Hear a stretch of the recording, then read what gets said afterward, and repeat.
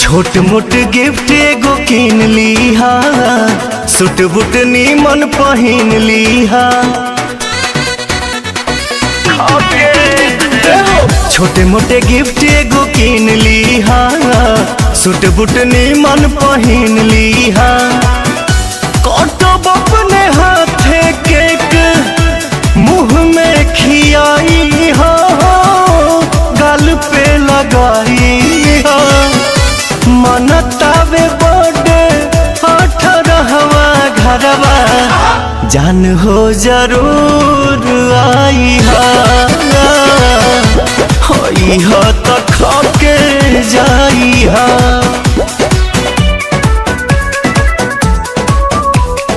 खाके जाई हा।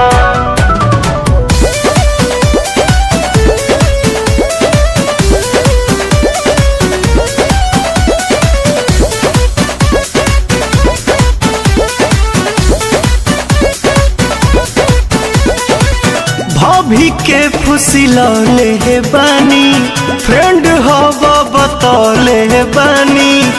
संगे वाला सेल्फी 2 दिन पहिले देखौले हे बानी, पहिले देखौले हे बानी। भाभी के फुसिलौले हे बानी, फ्रेंड हवा बतौले हे बानी। संगे वाला सेल्फी 2 दिन पहिले देखवले बानी। इलो बर्थडे चांस तारे मानस को के जाई हो, जानी तू ल जाई हो। मनतावे बर्थडे 18वां घरवा, जान हो जरूर आई हो तो खाके जाई हा।